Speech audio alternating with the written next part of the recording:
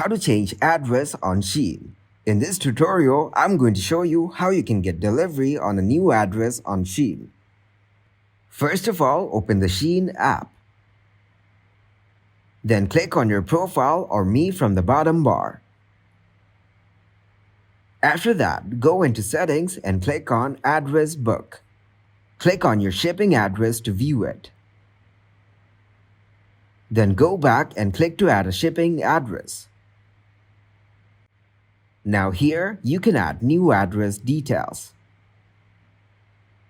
You should enter your name, phone number, address, location, and click to save it.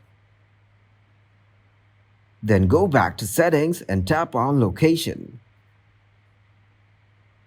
Choose a random location, but it says because your data is collected independently on US websites and will not be shared with others.